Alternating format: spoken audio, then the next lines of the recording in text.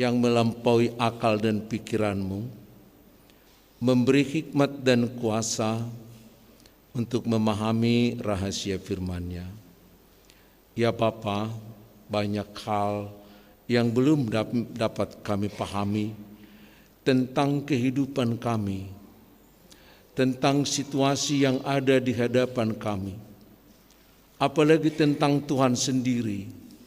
Seringkali kami belum dapat menyatu dengan-Mu karena pemahaman, karena kerendahan hati kami yang masih kurang di hadapan-Mu. Biarlah dengan kuasa Roh-Mu ini, kami semakin diperbaharui di dalam Tuhan. Dalam Yesus Kristus kami berdoa dan mengucap syukur. Amin. Ibu bapak dan saudara-saudara, saya buka masker aja ya, supaya jangan terlalu sesak suaranya dan napasnya juga. Dari Joel pasal yang kedua, ayat yang ke-23 sampai ayat yang ke-32, firman Tuhan untuk kita, untuk dapat kita renungkan nanti bersama-sama. Demikianlah pembacaan Alkitab dalam Joel pasal yang kedua ayat 23 sampai 32. Hai Bani Sion, bersorak-soraklah dan bersukacitalah karena Tuhan Allahmu. Sebab telah diberikannya kepadamu hujan pada awal musim dengan adilnya, dan diturunkannya kepadamu hujan pada awal dan hujan pada musim seperti dahulu. Tempat-tempat pengirikan menjadi penuh dengan gandum, dan tempat pemerasan kelimpahan anggur dan minyak. Aku akan memulihkan kepadamu tahun-tahun yang hasilnya dimakan habis oleh belalang pindahan, belalang pelompat, belalang pelahap, dan belalang pengerip. Tentaraku yang besar yang kukirim ke antara kamu. Maka kamu akan makan banyak-banyak dan menjadi kenyang, dan kamu akan memuji-muji nama Tuhan Allahmu yang telah memperlakukan kamu dengan ajaib, dan umatku tidak akan menjadi malu lagi untuk selama-lamanya. Kamu akan mengetahui bahwa aku ini ada di antara orang Israel, dan bahwa aku ini Tuhan adalah Allahmu, dan tidak ada yang lain, dan umatku tidak akan menjadi malu lagi untuk selama-lamanya. Kemudian daripada itu akan terjadi bahwa aku akan mencurahkan rohku ke dalam semua manusia. Maka anak-anakmu laki-laki dan perempuan akan bernubuat. Orang-orangmu yang tua akan mendapat mimpi, teruna-terunamu akan mendapat penglihatan-penglihatan. Juga ke atas hamba-hambamu, laki-laki dan perempuan, dan akan kucurahkan rohku pada hari-harimu. Aku akan mengadakan mujizat-mujizat di langit dan di bumi, darah dan api, dan gumpalan-gumpalan asap. Maka hari akan berubah menjadi gelap gulita, dan bulan menjadi darah sebelum datangnya hari Tuhan yang berat, yang hebat dan dahsyat itu. Dan barang siapa yang berseru kepada nama Tuhan akan diselamatkan, sebab di Gunung Sion dan di Yerusalem akan ada keselamatan seperti yang telah difirmankan Tuhan, dan setiap orang yang dipanggil Tuhan akan termasuk orang-orang yang terlepas. Demikianlah pembacaan kitab pada saat ini. Yang berbahagia ialah mereka yang mendengar firman Allah dan yang memeliharanya. Haleluya. Haleluya.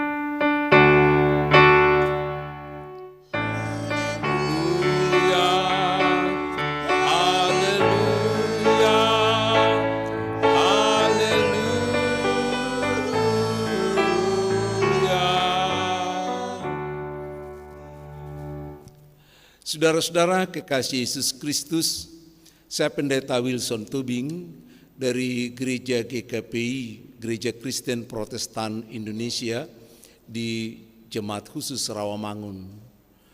Dan karena pertukaran pelayan dari PGI, kami boleh tiba di jemaat ini untuk sama-sama bertemu dengan anak-anak Tuhan karena kita satu di dalam Kristus. Dan jemaat kami sekarang ini juga sedang dilayani dari Gereja GPIB Martin Luther. Sehingga dengan pertukaran para pelayan, kita semakin merasakan bahwa anak-anak Tuhan yang bersekutu di begitu banyak gereja adalah merupakan satu keesaan untuk kemuliaan Tuhan. Haleluya. Sungkan ya kalau Protestan bilang haleluya ya. Di mana-mana Protestan gitu ya, nggak bisa bilang haleluya, susah. Karena dikira nanti jadi karismatik ya. Sebenarnya haleluya itu milik kita bersama. Coba deh baca Mazmur 146 sampai 150, itu ke Mazmur itu semua diawali dengan haleluya, diakhiri juga dengan haleluya, ya. Haleluya. Susah masih. Makasih. Tadi juga khutbah kita ini setelah saya membaca firman Tuhan kita nyanyikan haleluya kok. Ya, artinya masalah haleluya ini juga harus disosialisasikan supaya menjadi bagian dari kehidupan kita. Karena kalau kita asing dari firman Tuhan, maka kita juga menjadi asing dengan Tuhan itu sendiri.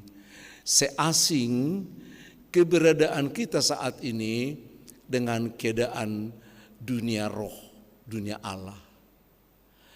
Saudara-saudara, kita menyadari sekarang kita ada di dunia profan, di dunia ini. Jadi kita merasakan, masyarakat kita sekarang merasakan, kalau kita berada sekarang di dunia yang fana, di dunia profan, seolah-olah tidak ada hubungannya lagi dengan dunia roh, dunia yang sakral, dunianya Allah. Padahal kedua dunia ini adalah satu sebagai ciptaan Tuhan. Amin. Dunia mana teh? Kalau kita belajar dengan pengakuan iman Nikea, di bagian pertama dikatakan begini, aku percaya kepada Allah Bapa yang menciptakan dunia yang tidak kelihatan dan dunia yang kelihatan. Amin. Berarti dunia yang diciptakan Tuhan berapa? Ada dua, ada dunia yang tidak kelihatan, ada dunia yang kelihatan. Dunia yang tidak kelihatan itulah di sana Allah berada, di sana makhluk-makhluk surgawi bertahta. Dan di sanalah bumi ini sekarang dari sanalah bumi ini sekarang diperintah di dunia yang profan. Kita kan di dunia yang mana sekarang? Di dunia yang nyata, di dunia yang profan. Tapi dunia roh juga nyata loh. Allah itu nyata enggak? Allah itu nyata enggak? Yakin? Kuasa roh itu nyata enggak? Nyata di mana? Di pikiran, di dunia yang Allah ciptakan, lalu mengintervensi ke dalam kehidupan kita, maka kita digerakkan untuk hidup di dunia profan ini. Dunia profan inilah yang diciptakan kalau kita melihat di Kejadian 1 ayat yang pertama sampai selesai kejadian itu. Pada mulanya Allah menciptakan langit dan bumi. Tapi sebelumnya itu Allah telah menciptakan dunia di mana dia berada bersama dengan malaikat-malaikatnya. Kapan malaikat diciptakan? Gak diceritakan bukan? Kapan iblis diceritakan lalu terseret menjadi dosa malaikat-malaikatnya? Kan tidak diceritakan dalam Alkitab lagi. Itu sudah di dalam bagian yang pertama dalam penciptaan. Amin. Saya membuka cakrawala pemikiran itu karena pemikiran kita sekarang juga demikian.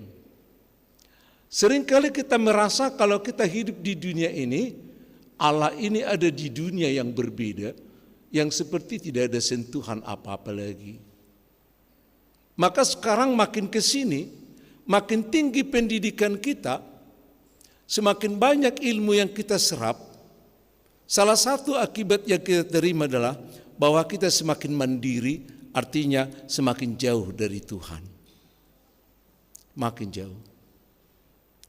Apalagi generasi muda sekarang, dengan ilmu pengetahuan yang mereka pelajari, maka mereka juga semakin jauh dari kehidupan rohani. Kehidupan rohani itu hanya dicapai atau hanya mulai digeluti ketika mereka sudah mulai tua, memasuki masa lansia, seperti kita-kita ya. Saya lihat yang hadir di sini kebanyakan yang sudah lansianya ini. Bukan. Yang dibawa lansia kemana? Kemana ini anak-anak kita semua? Emang alam pemikiran kita udah berbeda. Seolah-olah kita, anak-anak muda kita sekarang berpikir, ini bukan dunia mereka. Masalah kerohanian itu kalau ada waktu lah, kan gitu ya. Ya Tuhan juga tahu aku sibuk. Nanti kalau udah pensiun baru aku mulai mau jadi calon penatua, kan gitu ya. Kalau belum pensiun, ya gimana aku mau buatnya? Aku kan kerja gitu ya. Aku punya istri, rumahku jauh dari tempat pekerjaan. Saya nggak bisa, yang lain dulu lah, kan gitunya. Nanti kalau sudah tua aku kasih pun kesempatan. Kalau ada orang yang mau menganggap seperti orang-orang muda ini keajaiban dunia ini. Amin. Ini keajaiban. Kenapa keajaiban? Karena anak-anak kita sudah kita nggak tahu di mana sekarang. Tahu di mana? Kebanyakan anak muda gereja GKP Pasundan ini udah nggak tahu lagi di mana hari ini. Sama, gereja kami juga sama. Saya juga mengalami problem seperti itu. Sehingga problemku yang sangat sulit adalah bagaimana membangun persekutuan pemuda dan remaja, bagaimana membangun persekutuan keluarga-keluarga muda, karena inilah sebenarnya benteng pertahanan gereja ke depan. Tapi ini yang seringkali kita kurang perhatikan, dan inilah yang menjadi kelemahan gereja. Mau menerobosnya? Ayo kita kerjasama. Ibu bapak dan saudara-saudara, saya kira kita sudah mulai mengerti dengan pendahuluan ini. Ini juga yang mau dikatakan Joel. Ketika terjadi satu pembaharuan, ketika terjadi suatu restorasi dari tangan Tuhan, karena Tuhan pernah membiarkan masa paceklik, masa yang sangat sulit, di mana tanaman mereka sebagai dunia agraris, di mana tanaman mereka dihajar oleh belalang. Ada belalang lompat, ada belalang ini, ada belalang segala macamnya yang ada di situ, menghanguskan semua tanaman mereka. Sampai anggur mereka pun tidak ada lagi, minuman mereka semua mengalami penderitaan karena terjadi malapetaka di tengah-tengah bangsa Israel. Tapi kemudian suasana berubah. Kalau kita baca tadi dari ayat yang ke-23, kalau kita baca di pasal yang pertama itu, maka kita akan melihat bagaimana penderitaan bangsa itu ketika mereka tidak boleh panen, ketika mereka tidak memiliki domba, ketika mereka tidak memiliki ternak yang lain untuk dimakan, dijual dan lain sebagainya. Tapi ketika Tuhan memberikan, saya enggak pakai dulu kata Tuhan, ketika mereka berubah situasinya, menjadi panen mereka berhasil, tanaman mereka subur, hujan datang pada waktunya, hujan datang pada waktu musim, sesuai dengan musimnya, lalu mereka menjadi kaya. Adakah mereka merasakan itu sebagai berkat dan campur tangan Tuhan? Itu persoalannya. Persoalan Nabi Joel adalah bagaimana mensosialisasikan bahwa perubahan musim, perubahan keadaan yang dihadapi oleh bangsa Israel pada waktu itu adalah merupakan campur tangan Tuhan. Bukan perubahan begitu saja. Kenapa terjadi malapetaka? Kenapa terjadi kelaparan yang berkepanjangan bagi bangsa Israel? Karena dosa bangsa itu. Kalau kita baca di pasal yang pertama, karena dosa bangsa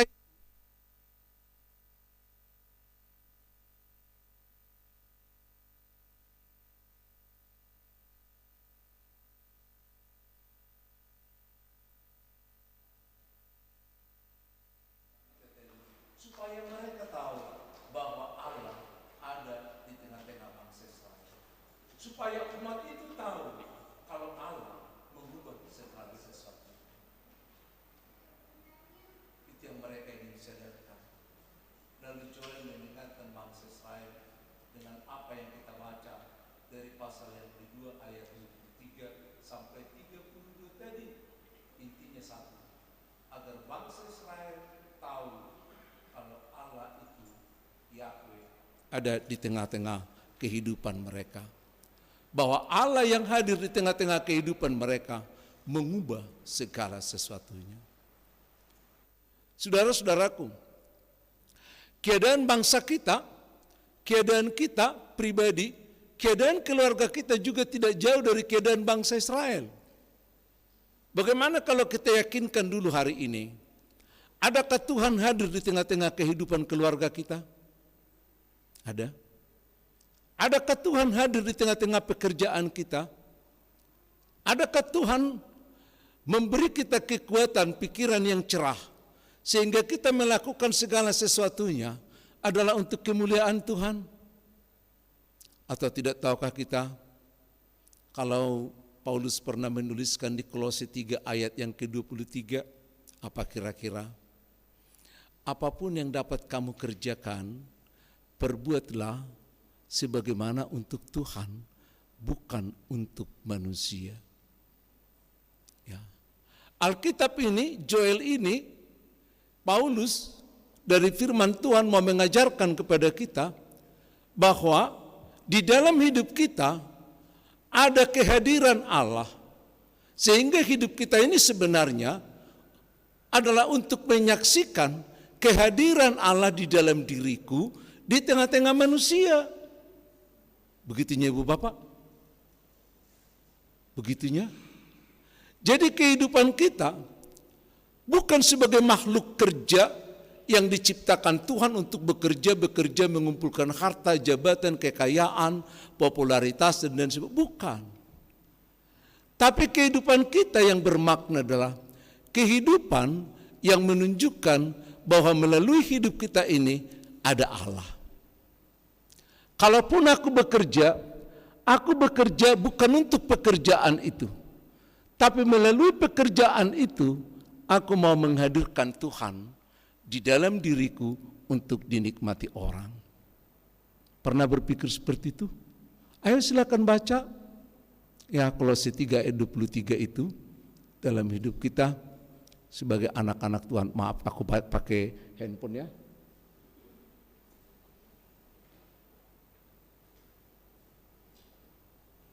Kalau dari Alkitab, saya kira tidak Alkitab yang besar, jadi saya nggak persiapkan kacamata. Oke. Di Kolose pasal yang ketiga ayat yang ke-23 dikatakan firman Tuhan demikian.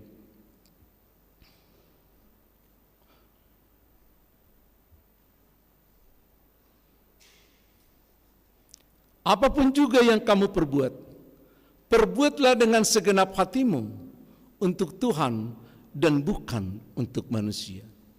Dengan demikian kalau aku bekerja di kantor, dengan demikian kalau aku bekerja sebagai kontraktor misalnya, dengan demikian kalau aku bekerja sebagai seorang pedagang, dengan demikian kalau aku menjadi seorang dokter, suster atau apapun pekerjaanku, aku bekerja untuk siapa? Disitulah sebenarnya semua manusia disebut sebagai pelayan Tuhan. Disitulah kita disebut menjadi murid-murid Kristus. Ketika kita bekerja bukan untuk diri kita, tapi kita bekerja untuk menghadirkan kerajaan surga sebagaimana di dalam doa Bapa kami yang selalu kita katakan. Jadilah kehendakmu di bumi. Ya, Bapa kami yang di surga, dikuduskanlah namamu, datanglah kerajaanmu, jadilah kehendakmu di bumi seperti di surga. Jadi bumi ini yang saya katakan tadi propan ini di sini mau berlaku, mau terjadi kerajaan surga melalui siapa? Melalui siapa? Ya udah, kalau kalian enggak mau melalui aku aja. Kalian mau enggak? Mau enggak? Menjadi saluran kerajaan Allah. Gak hanya sebagai penatua, gak hanya sebagai pendeta, tapi jangan menjadi warga jemaat yang baik. Warga jemaat yang hanya duduk, kasih persembahan bulanan. Bukan. Tapi warga jemaat yang seharusnya, yang sesungguhnya adalah warga jemaat yang betul-betul ada di dalam Tuhan dan warga jemaat yang proaktif. Amin. Apa sih proaktif? Ya.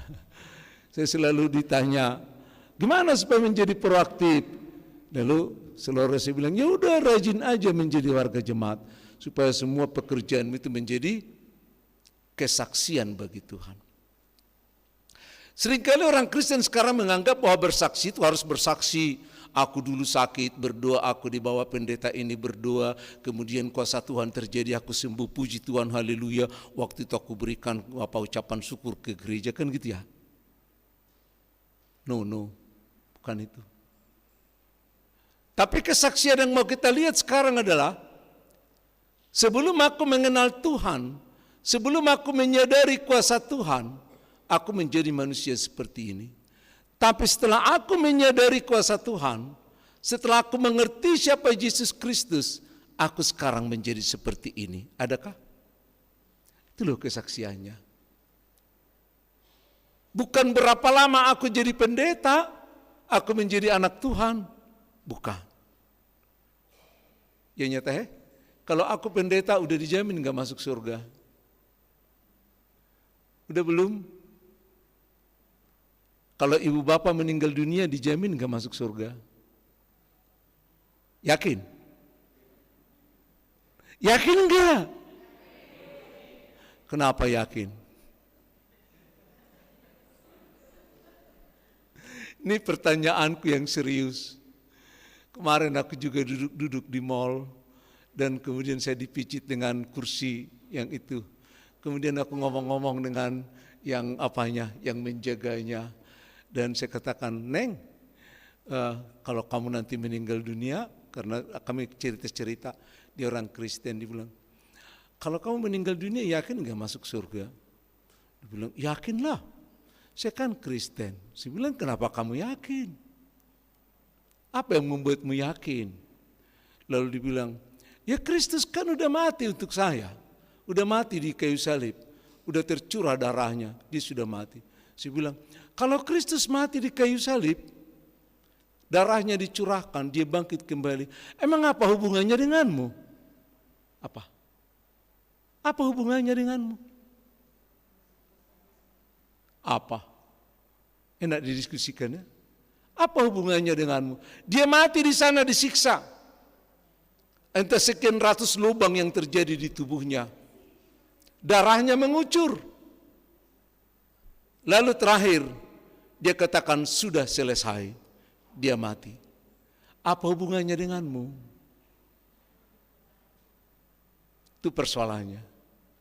Sehingga kita menyatu dengan dia, dan di dalam hal itulah ada penyatuan antara Allah dengan manusia, yakni percaya. Apa yang kita percayai dalam kematian Yesus? Supaya kita bisa menghubungkan dunia yang roh itu dengan dunia yang kita hadapi sekarang. Apa yang menghubungkannya? Coba. Berkenan membuka Yohanes pasal yang ke-11. Ayat yang ke-25. Di Yohanes 11 ayat yang ke-25 dikatakan. Jawab Yesus, akulah kebangkitan dan hidup. Barang siapa percaya kepadaku, ia akan hidup walaupun ia sudah mati. Kita ulang ya, ini mudah tapi sulit. Karena kalau kau tidak dengan kuasa roh, kau tidak bisa menangkapnya. Kalau hanya dengan pikiranmu biasa, ini hanya permainan kata-kata.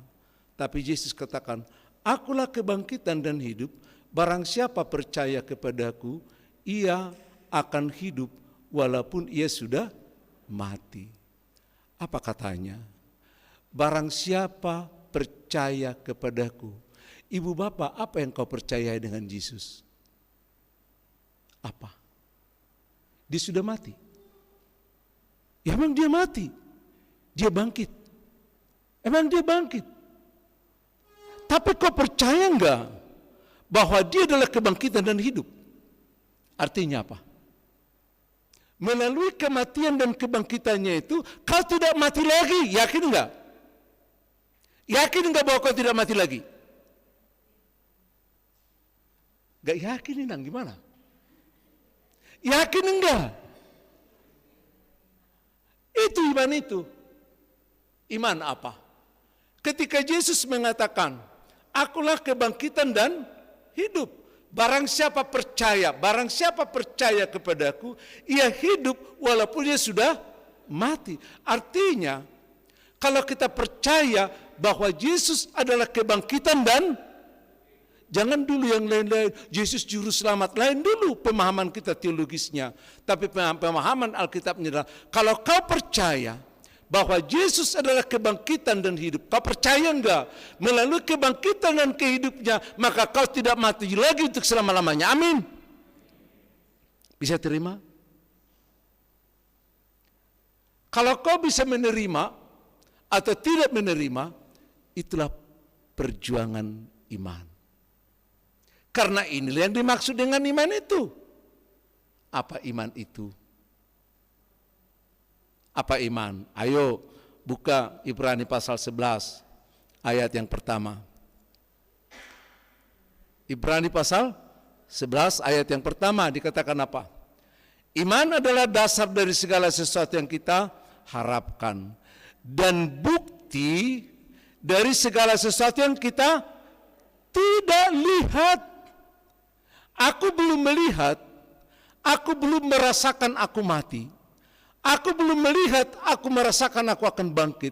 Tapi dengan kematian dan kebangkitan Yesus, aku tahu pasti saya akan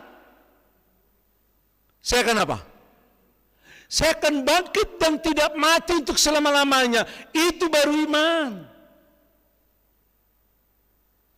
Amin. Terlalu berat. Terlalu berat ya. Ini perjuangannya. Jadi seringkali orang merasa aku beriman, aku ini nangis-nangis segala macam. Ini masih pendahuluan. Tapi kuncinya adalah, apakah kita beriman? Beriman kepada apa? Di sana baru kita melihat nanti. Rupanya kematian kebangkitan Kristus itu adalah contoh dan jaminan dari kebangkitan dan kehidupanku. Apa? Contoh dan jaminan. Kan dikatakan barang siapa percaya kepadaku. Percaya enggak? Amin. Yang kau percayai apa? Apa yang dipercayai? Yang dipercayai bahwa Yesus adalah kebangkitan dan hidup. Kalau kau percaya dijanjikan kepada kita apa? Hidup yang kekal. Amin. Bukan berkat. Bukan panjang umur, bukan.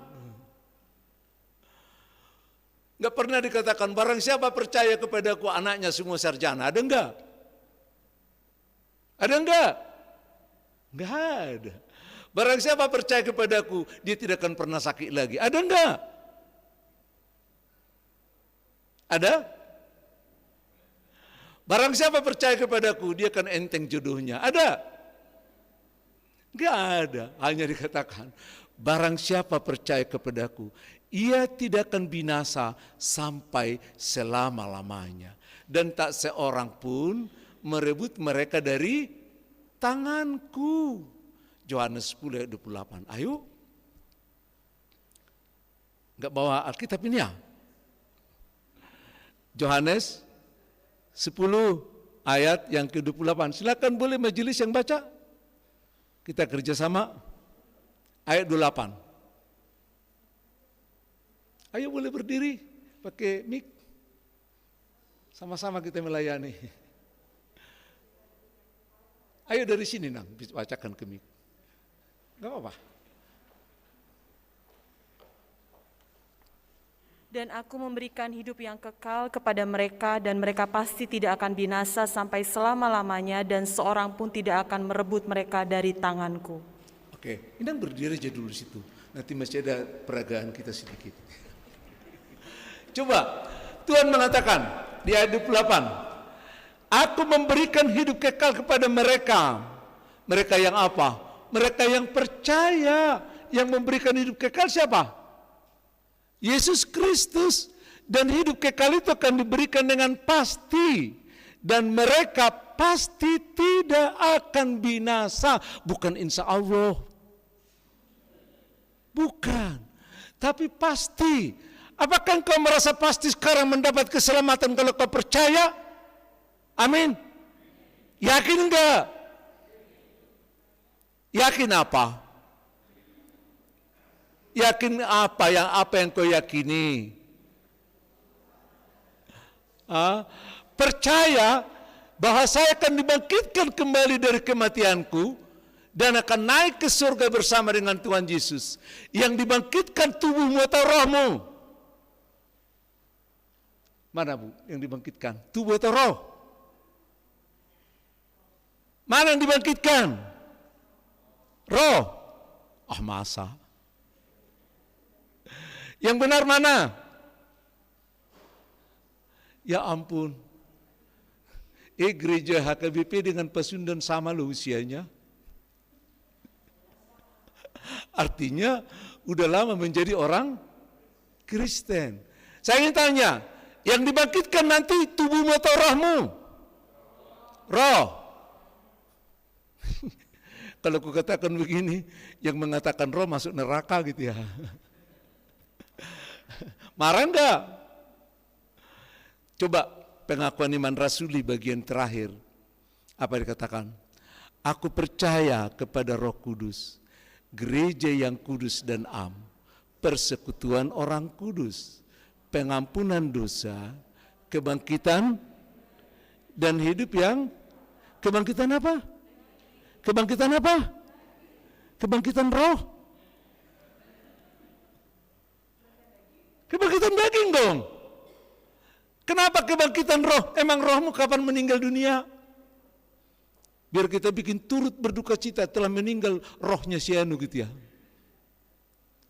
Ada? Gak ada roh yang meninggal, gak ada roh yang dibangkitkan. Yang dibangkitkan apa? Daging. Daging yang mana? Yang ini. Ini dibangkitkan. Makanya bagiku kebangkitan itu sangat penting. Karena rupanya bukan hanya rohku nanti yang menghadapi Allah, masuk surga atau masuk neraka. Tapi tubuhku juga, tubuh yang sudah dimuliakan. Sebagaimana Kristus dimuliakan dari kematian, maka saya katakan kebangkitan Kristus adalah contoh sekaligus sebagai apa? Jaminan. Ya, bukan hanya kulkas yang baru kita beli punya jaminan. Kalau bahasa Inggris jaminannya apa teh? Garansi. Jadi kebangkitan Kristus adalah garansi untuk kebangkitan tubuhmu. Amin. Kamu bersuka cita? Kamu bersuka cita? Kok melempem semua? Artinya mau daging kek, mau roh kek, mana aku tahu. Gitu loh. Ini loh kekristenan kita sekarang. Mau daging, mau apa, pokoknya anakku yang ini maunya menikah lah tahun ini kan gitu ya. Jadi kita sering kali mengharapkan Tuhan, percaya kepada Tuhan hanya hal-hal yang duniawi. Kalau kita mengharap Tuhan dalam hal-hal yang duniawi, kita adalah manusia yang paling malang, bukan orang malang, manusia paling malang. 1 Korintus 15, Ibu. 1 Korintus 15 ayat yang ke-19. Coba deh. Jikalau kita hanya dalam hidup ini saja menaruh pengharapan pada Kristus, maka kita adalah orang-orang yang paling malang dari segala manusia. Iya. Jadi kalau kita hanya mengharapkan supaya diberkati Tuhan, dapat anak banyak-banyak, apalagi dapat cucu banyak-banyak, semuanya menjadi sarjana, hanya kalau ini yang kita harapkan. Kita adalah manusia yang paling malang. Karena kita tidak memberi pengharapan, tidak memiliki pengharapan akan kebangkitan jasmani, kebangkitan tubuh, sebagaimana kebangkitan Kristus dari kubur dan untuk hidup yang kekal. Amin. Berani mengubah? Berani mengubah? Berani berubah? Orang Kristen itu, gereja itu kadang-kadang paling lambat berubah ya Bu ya. Ya kadang-kadang saya gemas banget. Kenapa sih nggak berubah-berubah gitu ya? Ya karena kita nggak berpindah pikirannya. Ya saya mencoba sedikit mengubah pikiran itu. Nah kita kembali tadi ke Yohanes 10 ayat 28 itu. Aku memberikan hidup yang kekal pada mereka dan mereka pasti tidak akan binasa sampai selama-lamanya. Tidak akan binasa. Maka banyak ayat Alkitab mengatakan bahwa kita tidak akan binasa, tidak akan mengalami pembinasaan total karena kita akan dibangkitkan oleh, yakin enggak dibangkitkan? Berat kali. Berat banget. Gak yakin. Saya sering diserang juga. Dibilang, bagaimana mungkin orang yang mati akan bangkit? Kan sudah rusak tubuhnya. Bagaimana mungkin? Kita kali lupa ya bahwa Tuhan telah biasa menciptakan, membangkitkan orang yang mati dan hidup kembali. Bahkan Yeskiel pernah memberi gambaran tentang tulang-tulang yang berantakan yang bisa menjadi bala tentara. Tapi percaya atau tidak, percaya enggak kalau dikatakan di Wahyu 20 ayat yang ke-14. Coba Wahyu 20 Inang ayat yang ke-14. Ya. 20 ayat 14.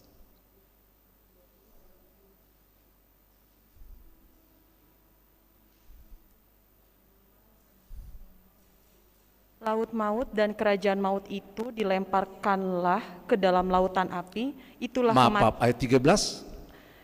Maka laut menyerahkan orang-orang mati yang ada di dalamnya, dan maut dan kerajaan maut menyerahkan orang-orang mati yang ada di dalamnya, dan mereka dihakimi masing-masing menurut perbuatannya.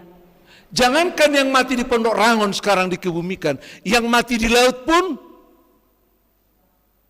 diapain? Ayo baca Alkitabmu, ayo bergerak. Laut itu akan menyerahkan orang yang mati di dalamnya karena kuasa Tuhan. Amin. Percaya enggak sekarang kalau tubuhmu akan dibangkitkan? Saya akan kejar sampai di situ. Karena ini yang paling berat. Karena banyak orang Kristen enggak percaya kebangkitan tubuh. Enggak tahu aliran mana itu. Hanya kebangkitan roh katanya yang ada. Ya, jadi kebangkitan tubuh enggak ada katanya.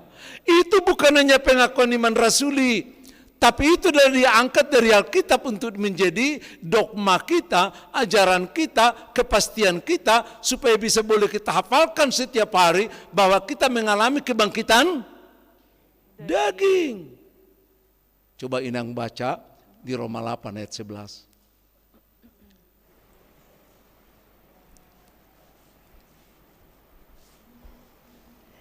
Dan jika roh Dia yang telah membangkitkan Yesus dari antara orang mati diam di dalam kamu, maka Ia yang telah membangkitkan Kristus Yesus dari antara orang mati akan menghidupkan juga tubuhmu yang fana itu oleh rohnya yang diam di dalam kamu.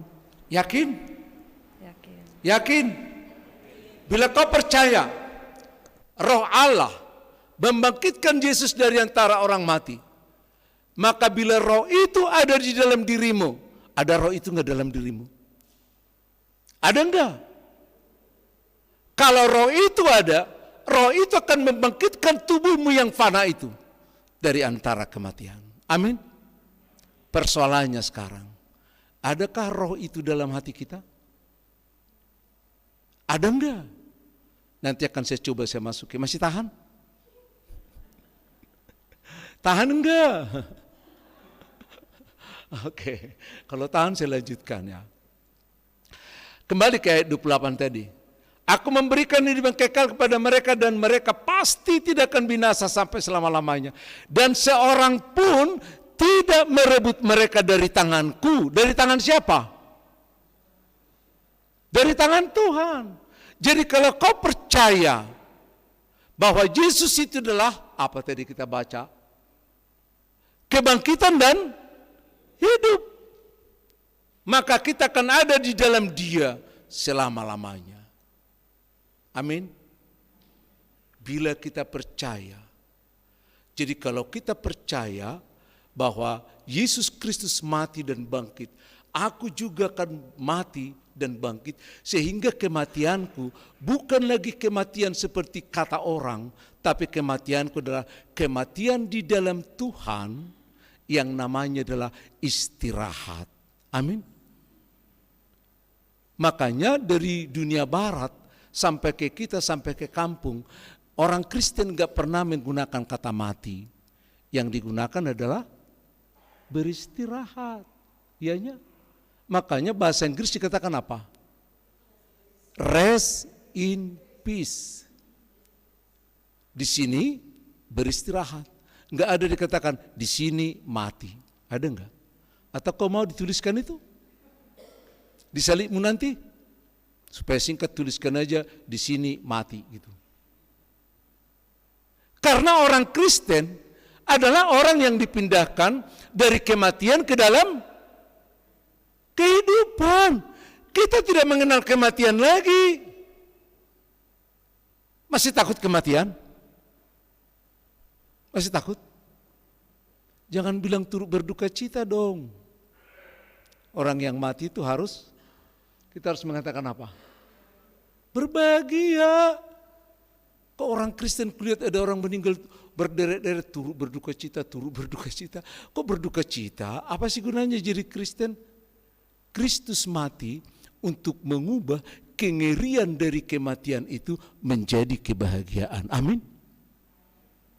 Maka dia mati supaya orang yang mati tidak mengalami kengerian dari kematian, karena sengat kematian itu sudah dicabut. Gak ada lagi. Makanya Yohanes mendengar kitab ini. Dikatakan, tuliskanlah. Berbahagialah orang yang mati di dalam Tuhan. Ianya, silakan dong, Wahyu 14 ayat 13.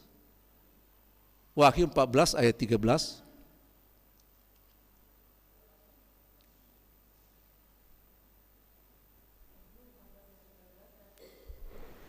Dan aku mendengar suara dari sorga berkata, tuliskan, berbahagialah orang-orang yang mati dalam Tuhan sejak sekarang ini. Sungguh, kata Roh, supaya mereka boleh beristirahat dari jerih lelah mereka, karena segala perbuatan mereka menyertai mereka. Iya. Jadi kalau orang Batak, orang Sunda, orang ini mengatakan turut berduka cita, tapi orang Kristen saya harus mengatakan berbahagialah orang yang mati di dalam Tuhan. Amin. Amin. Mau nggak mengubah itu? Berat ya? Berat. Seberat, saya selalu mengatakan, lebih mudah memindahkan benda mati dari satu tempat ke tempat yang lain, entah berapa ton pun itu, daripada memindahkan pemikiran dari kematian ke dalam kehidupan. Karena banyak orang di dalam Kristus tapi tidak percaya kuasa Kristus. Bahaya ya? Bahaya sekali. Kita seolah-olah menjadi sopan, menjadi prihatin, menjadi sok sosial kalau kita mengatakan turut berduka cita. Padahal itu bukan firman Tuhan. Firman Tuhan mengatakan berbahagialah orang yang mati dalam Tuhan. Ayo deh, kalau nanti memberikan penghiburan ada orang yang meninggal, saya enggak mengatakan semoga ada orang yang meninggal, bukan. Kalau ada orang yang meninggal, katakanlah itu. Iyanya, mau dilengkapi silakan aja, tapi baca sendiri ya, enggak sempat lagi nanti. Tesalonika pasal 4 ayat yang ke-13 sampai ayat yang ke-18. Saya kalau baca sendiri ayat 13 sampai 17, ayat 18 silakan yang baca. 1 Tesalonika pasal yang keempat, ayat yang ke-13 sampai 18, kita baca 18 saja. 18. 1 Tesalonika 4 ayat ke-18. Karena itu hiburkanlah seorang akan yang lain dengan perkataan-perkataan ini. Iya, karena di atas dikatakan, orang yang menderita, orang yang merasa berduka cita adalah orang yang tidak memiliki pengharapan. Maka pengharapan itu dibangun ayat yang ke-14 sampai 17. Maka setiap orang yang mau memberi kata-kata penghiburan harus berdasarkan firman Tuhan, bukan berdasarkan pikirannya. Sampai kadang-kadang kita menambah-nambah firman Tuhan. Ini sudah dipanggil Tuhan, sudah dibawa ini ke surga, sudah dekat, sudah senang. Mana tertulis itu dalam Alkitab?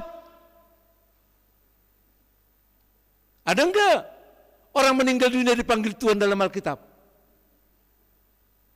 Oh, enggak sempat kujelaskan lagi nanti ya. Saya hanya memancing pemikiran aja. Enggak ada. Orang yang mati mati karena dosa. Upah dosa adalah, nah ya udah tahu. Enggak ada orang mati dipanggil Tuhan.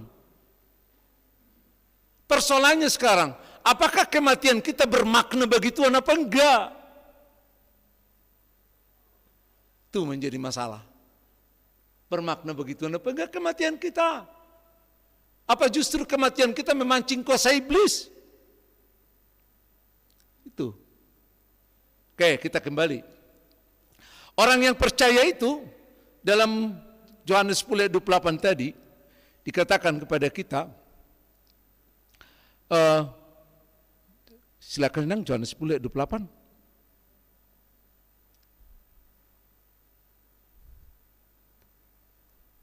Dan aku memberikan hidup yang kekal kepada mereka, dan mereka pasti tidak akan binasa sampai selama-lamanya, dan seorang pun tidak akan merebut mereka dari tanganku.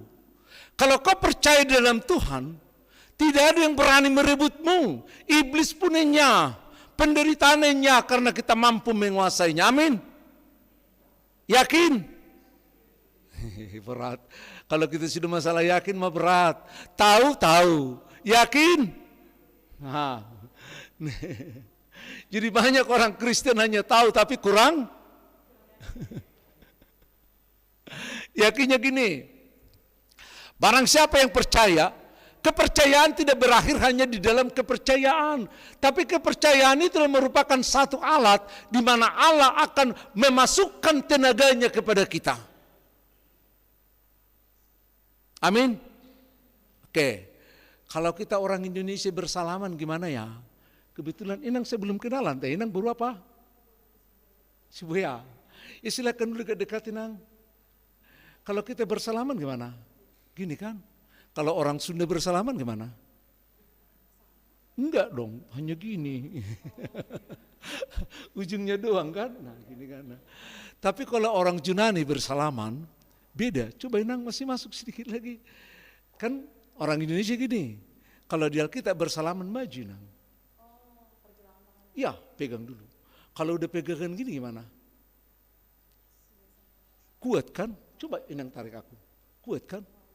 Bukan gini. Artinya bersalaman memindahkan kekuatan. Kalau aku menyalam seseorang, aku kirim tenagaku, aku kirim kekuatanku, aku katakan kau sahabatku, tidak ada yang bisa memisahkan kita dan tidak ada yang bisa menyusahkanmu selama aku ada. Inilah kata Tuhan. Tak seorang pun melepaskan mereka dari tanganku, kata Tuhan tadi kan. Kalau andaikan tangan Inang Buru Sibuya ini, tangan manusia, tanganku sebagai tangan itu umpamakan aja. Kalau tangan Inang merasa capek, lupa dan lain sebagainya, tahan enggak pegang tangan Tuhan 24 jam satu hari? Kalau enggak gimana? Lepas. Kalau ini sekarang lepas, terlepas enggak? Tidak. Kenapa? Karena tangan Tuhan yang pegang tangan kita. Maka jangan pernah mengandalkan kekuatanmu, karena kekuatan kita nisbi. Tapi ketika kita percaya tangan Tuhan yang pegang tanganmu, maka tangan itu akan terikat sampai selama-lamanya. Amin. Terima kasih Nang. Itu yang dikatakan di Yohanes 10 tadi ayat yang ke-28. Tak seorang pun merebut mereka dari tanganku. Karena kalau tangan kita mulai kontak, maka Tuhan akan memberikan kekuatan kepada kita. Barang siapa percaya kepadaku, katanya, dari dalamnya akan mengalir aliran-aliran air kehidupan. Masih bersedia Inang atau Amang? Silakan berdiri, kita gantian. Coba dibacakan Yohanes 7 ayat yang ke-38. Coba silakan Yohanes 7 ayat 38. Sedikit lagi Amang ya. Sudah gak bosan dikit, saya hanya udah mau mengakhiri ini. Bagaimana? Oke. Yohanes 7 ayat yang ke-28. Waktu Yesus mengajar di bait Allah, ia berseru, memang aku kamu kenal dan kamu tahu dari mana asalku, namun aku datang bukan atas kehendakku sendiri. Bukan. Yohanes 7 ayat 38. 38, oke. Ya. Barang siapa percaya kepadaku, seperti yang dikatakan oleh kitab suci, dari dalam hatinya akan mengalir aliran-aliran air hidup.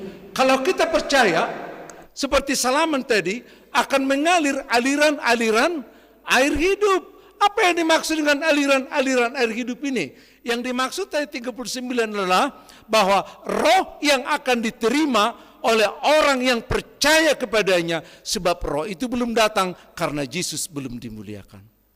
Maka kalau kita percaya bahwa Yesus itu kebangkitan dan hidup, itu kepercayaan kita tidak berhenti sampai di situ.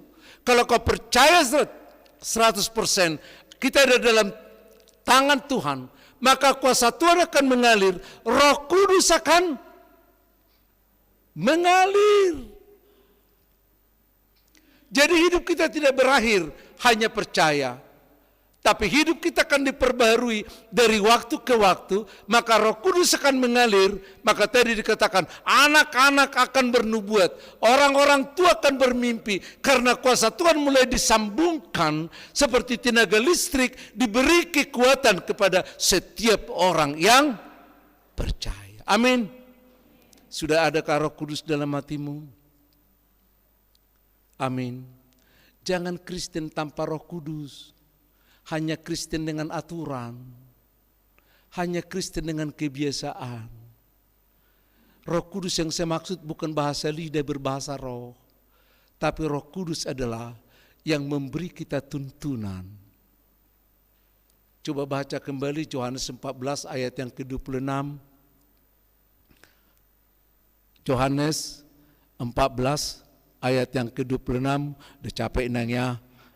Silakan, kalau sudah dapat silakan aja berdiri sedikit lagi. Tetapi penghibur, yaitu Roh Kudus yang akan diutus oleh Bapa dalam namaku, dialah yang akan mengajarkan segala sesuatu kepadamu dan akan mengingatkan kamu akan semua yang telah kukatakan kepadamu. Iya, jadi kalau kita percaya Roh Kudus nyambung, maka Roh Kudus akan dalam ayat ini akan memberikan dua hal.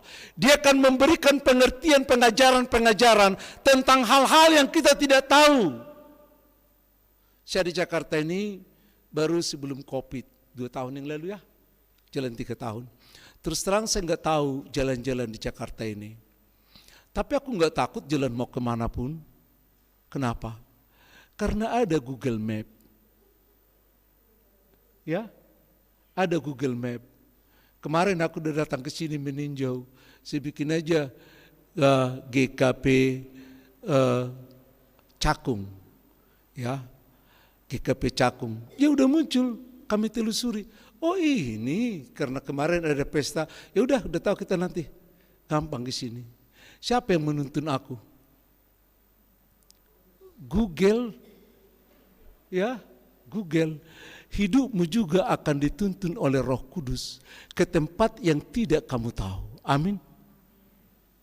Kalau kamu hanya mengerjakan sesuatu yang kau tahu, berjalan ke tempat yang kau tahu, itu hal yang biasa.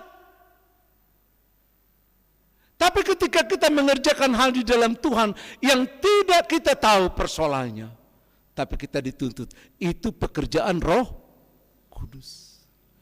Banyak hal tak kupahami dalam masa menjelang. Satu hal yang aku tahu, tangan Tuhan yang pegang. Kau percaya? Percaya? Percaya enggak? Itu adalah merupakan akibat dari aku percaya bahwa Yesus mati, aku juga tidak mati lagi. Aku percaya ketika Yesus bangkit, aku akan bangkit lagi, maka rohnya mengalir, lalu kita dituntun ke jalan yang kita tidak tahu, hanya kita tahu tangan Tuhan yang amin. Itu adalah kuasa Roh Kudus. Jadi kuasa Roh Kudus bukan bahasa roh, tapi kuasa Roh Kudus adalah petunjuk. Bagaimana Anda menyadarinya? Ayo latihan. Yang kedua dikatakan di sini, Ia akan mengingatkan kamu akan semua yang kukatakan kepadamu. Artinya, setiap persoalan yang kita hadapi, kita akan dihubungkan kepada firman Tuhan. Dihubungkan dengan firman Tuhan. Saya membaca kadang-kadang masalah politik ya, yang terjadi. Saya juga prihatin kemarin ketika ijazahnya Bapak Presiden dipersoalkan ya. Iyanya? Ya. Ya, siapa yang mempersoalkan ini? Rupanya ada Bang Tri, ada Suginur, iyanya? Terus ada lagi si Tifa ya, Dokter Tifa, ada 3. Tapi Dokter Tifa ini baru aku kenal, baru aku baca-baca. Yang aku tahu adalah Bang Tri. Bang Tri ini udah pernah memfitnah presiden, lalu dia dipenjarakan 3,5 tahun. Suginur juga udah pernah, lalu dipenjarakan. Rupanya ketika dipenjara, mereka marah. Kenapa harus dipenjara? Mereka marah. Begitu keluar dari penjara, mereka mencari-cari kelemahan lain. Yang mereka cari adalah ijazah. Rupanya amarahnya itu memuncak. Amarahnya itulah yang menuntun mereka mencari kelemahan-kelemahan, memperkarakan ijazahnya Jokowi, sampai mereka sekarang dipenjarakan. Terus saya bilang gini, kok amarah manusia ini sampai membawa mereka ke dalam situasi yang sangat menjelekkan mereka. Amarah. Lalu saya tulislah, di tulisanku banyak kukirim dengan WA. Saya katakan amarah membawa kita ke tempat yang kita tidak sukai. Seperti Suginur dan Bang Tri. Saya ulas. Tulisan keduanya aku katakan gini. Amarah itu sesungguhnya mematikan impian. Amarah yang mematikan impian. Saya ambil dari Musa. Musa itu tokoh yang soleh, tokoh yang baik. Tapi ingat enggak bahwa Musa seringkali tidak mampu mengendalikan amarahnya. Betul? Betul? Ketika di Mesir, dia melihat ada orang Israel yang dibunuh, dia langsung marah. Dia bunuh yang membunuh itu. Akibatnya apa? Dia lari sampai ke Midian. Emang Tuhan menyuruh dia membunuh itu? Enggak. Itu amarahnya dia. Kedua, ketika dia turun dari Gunung Sinai, menjumpai bangsa Israel sudah menyembah berhala. Loh bait yang dipegangnya itu dilemparkan dengan marah. Berapa ratus ribu yang mati akibat dari amarahnya itu. Emang Tuhan perintahkan dia melakukan itu? Enggak. Yang ketiga, ketika bangsa Israel bersungut-sungut, ya, minta air, lalu dia marah. Tuhan katakan, bicaralah ke gunung batu itu supaya gunung batu itu mengeluarkan air. Musa datang ngapain? Dipukulnya 3 kali. Tidak tahukah kamu bahwa aku bisa mengeluarkan air dari gunung batu ini? Dipukulnya walaupun dalam nama Tuhan, tapi Tuhan mengatakan dia berbicara dengan gunung batu, bukan memukul. Akibatnya apa? Tuhan katakan, kamu berhenti sampai di sini. Kamu tidak boleh sampai ke tanah Kanaan. Karena amarahmu, kamu berhenti di sini. Setiap manusia yang tidak ada di dalam Allah, yang tidak ada dikuasai oleh Roh Kudus, adalah selalu menghasilkan kejahatan. Selalu menghasilkan kejahatan. saudara dan saya adalah makhluk-makhluk yang jahat. Kalau kita boleh duduk bersama di sini, bukan karena kau baik, bukan karena aku baik, tapi karena Roh Kudus yang menguasainya. Setiap manusia, Anda boleh baca di Kejadian pasal 6 ayat yang ke-5, bahwa yang keluar dari hati manusia adalah kebusukan semata-mata. Gak ada yang lain. Oke, satu ayat lagi. Tadi kita memperkenalkan dari kitab Joel, bahwa Tuhan itu mengatur kehidupan ini. Sebagai orang Kristen, kalau kita percaya kepada Yesus Kristus, maka Roh Kudus bekerja. Roh Kudus akan menuntun kita dalam kehidupan sehari-hari. Roh Kudus mengingatkan kita akan firman Tuhan seperti tadi. Aku melihat bagaimana kejahatan orang, aku hubungkan dengan Alkitab, sehingga ketika itu kubagi kepada orang lain. Orang banyak belajar bagaimana memanage kemurkaan. Lalu ada seorang dokter dituliskannya kepadaku, ini masukkan dulu bahan ini di renunganmu, kita buat nanti renungan tentang manajemen anger.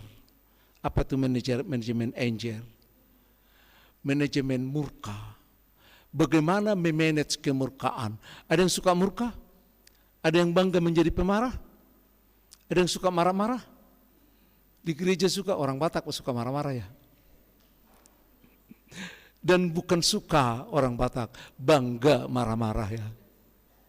Iya nyata ya? Maaf ya sukuku. Kalau orang Sunda mah agak lembut-lembut ya. Tapi kami dari Sumatera Utara sana masih banyak yang bangga soal kemarahan. Banggalah dalam kematianmu, banggalah dalam kehancuranmu. Ya, kita ubah semuanya. Satu lagi. Kalau Roh Kudus berkuasa di dalam kita, yang ketiga, Roh Kudus akan mengajari kita bersaksi. Udah bersaksi belum? Bersaksi loh. Ayo buka Yohanes 15 ayat 26. Ya. Kita akhiri ya. Nanti cepat kita capek.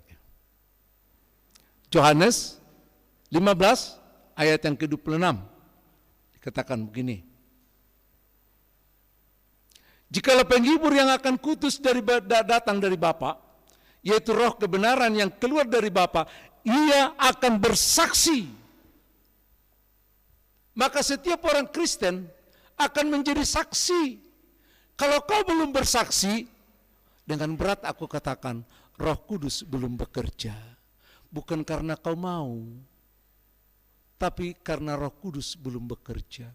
Bila kau tidak mau menjadi pelayan, bukan karena kau enggak mau, karena Roh Kudus belum bekerja. Karena kalau Roh Kudus bekerja, jangankan orang meminta kita melayani, kita akan menjadi pelayan dengan sendirinya. Amin. Amin. Saya baca tadi di sana, di pintu masuk penerimaan pemilihan untuk calon pelayan. Susah enggak mencari orang jadi pelayan? Susah. Kenapa susah? Jangan lihat bagaimana susahnya mencari orang menjadi pelayan, tapi lihatlah betapa susahnya orang dikuasai oleh Roh. Itu persoalannya. Bukan susah mencari orang untuk menjadi pelayan, tapi bagaimana susahnya sekarang orang Kristen ternyata kurang dikuasai oleh Roh Kudus. Makanya jadi pelayan pun susah. Amin. Yoel mengingatkan bagaimana kita memandang dunia profan, menguasai dunia yang sakral, menguasai dunia yang profan ini. Bagaimana hidup kita dimonitor, digerakkan oleh Roh Kudus di dalam Tuhan. Kalau kau tahu bahwa tubuhmu adalah bait Allah, bahwa Roh Allah ada di sana, maka kasihlah, berikan dirimu digerakkan oleh Roh Kudus. Amin. Kita berdoa.